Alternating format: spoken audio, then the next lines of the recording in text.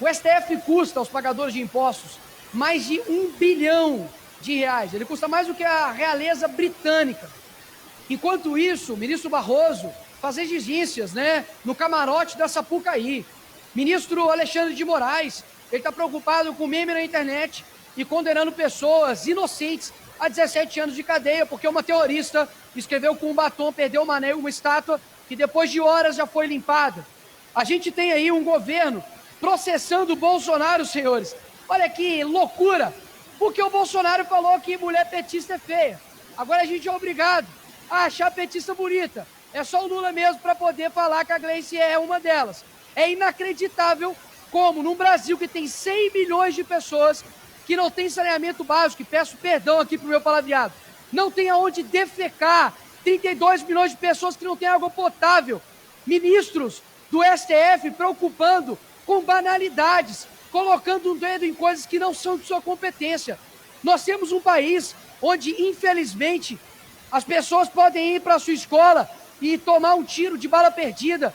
A gente não tem uma saúde decente. As pessoas enfrentam dificuldades de 8, 12 horas por dia para poder ir trabalhar, enquanto um bando, perdoe a palavra mais uma vez, de vagabundo que fica lá com mordomias, gastando a sua grana e ainda se colocando como deuses desse país, e decisões passam todas por eles, e o nosso povo sofre por conta disso.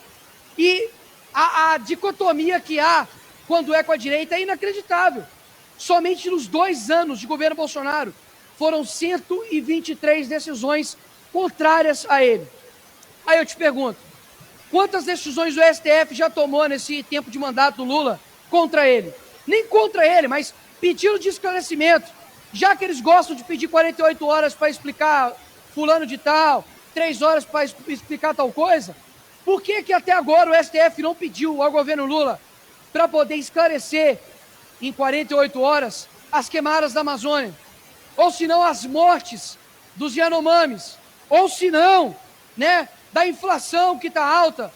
Ou seja, é inacreditável como, simbolicamente, a nossa maior alta corte, e eu não quero aqui colocar como se todos os servidores e juízes e pessoas que honram o direito nesse país sejam o mesmo que eles, mas porque esses caras, eles mandam um recado muito ruim para uma geração, do tipo, eu posso usurpar as minhas funções públicas, eu posso usurpar as minhas funções constitucionais, que vai dar certo. Basicamente, ser um vagabundo aqui nesse Brasil compensa. Não é à toa que tem um safado aqui nesses corredores que foi condenado e, inclusive, tem provas em áudio de sua rachadinha e simplesmente fala, ops, vou pagar aqui e vai ficar tudo certo e esse cara está livre. Inclusive, essa casa tem um dever moral de caçar esse cara, porque, afinal de contas, o crime não pode compensar aqui nesse país. Então, qual que é o recado que os nossos juízes, pessoas que deveriam ser guardiões da Constituição, estão dando para o país? Você jovem, você adolescente, aí um exemplo do seu filho, de que crime nesse país compensa. Não é à toa que um ex-presidiário é presidente do país. Não é à toa que uma assaltante de banco virou presidente de banco. Ou seja, se eles podem, você também consegue. É esse recado que está passando. Só vai ter uma mudança real nesse país quando homens e mulheres deixarem de ser escravos de um Estado que é preguiçoso, um Estado que ajuda a criminalidade e, principalmente, parar de acreditar nas mentiras desse lado de cá, desse plenário que é a esquerda. Porque muitas das vezes, senhores, eu confesso, eu olho para, infelizmente, uma região do nosso país que é enganada, que é amordaçada pela esquerda, como, por exemplo, o Nordeste, e eu falo, mas não é possível. São anos e anos como o Maranhão, que teve o Flávio Dino como governador, como o pior índice de desenvolvimento humano, e ainda continua fazendo a mesma escolha. Como isso é possível? Porque, infelizmente, o nosso país foi adestrado a pensar somente no final de semana. Senhores, se vocês querem alterar esse país, comece alterando a matéria-prima política que nós temos. Isso daqui é um mero reflexo do que uma boa parcela da população é. Nós viemos para cá, a gente tem um gasto gigantesco público para poder, por exemplo, votar Dia Nacional do Axé. Realmente, Não deve ter coisa mais importante aqui no nosso país do que a gente fazer isso. Eu clamo à nação brasileira para que nas próximas eleições, e não pense somente em eleições, porque a mudança do Brasil passa por cada um de nós, mas que nessas próximas eleições, esse Congresso ele tem que ser alterado. Mas mais do que os deputados, os senadores da República precisam ser escolhidos com uma métrica, e eu digo qual? Quem não tiver compromisso em pautar impeachment e votar favorável a impeachment de ministro do STF, para mim não serve.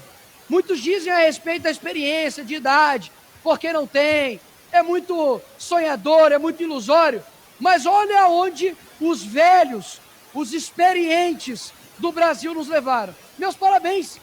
A culpa de hoje termos 100 milhões de pessoas sem saneamento básico é de quem governou esse país por mais de 16 anos. A culpa dos recordes de queimadas da Amazônia é de quem governou esse país por mais de 16 anos. Ou seja, se não houver uma mudança real na população brasileira, vai passar a minha geração, vai passar a geração da minha filha, e infelizmente esse país não vai mudar. Mas aqueles que ainda têm uma certa esperança que isso aqui possa, de fato, colocar o Brasil para frente e ter um país, de fato, completamente modificado, não percam a esperança de vocês. Porque, como eu sempre digo, a esperança somos nós. A gente precisa acreditar que boas pessoas em bons locais podem alterar o rumo do nosso país. Eu não tenho dúvidas que tudo o que a esquerda deseja de você é que você desista, que você não acredite nesse país, que essa bandeira aqui de trás, ela se torne uma bandeira, assim como a nossa Constituição, invalidada, inútil, mas eu acredito que quando os bons eles se levantam, até mesmo os maus, eles começam a olhar para dentro e falam, poxa, eu acho que não vale tanto a pena ser assim. Não é possível que o Brasil ficará escravo de uma ideologia ultrapassada, de poucas pessoas que detêm o poder, e a gente vê o nosso país num futuro que nunca chega. É praticamente a forma que eu tenho para poder falar com a população brasileira, enquanto ainda há tempo, de deixar aqui algumas verdades, de que, custe o que custar, eu jamais vou abandonar o meu país tão amado, chamado Brasil. Obrigado, presidente.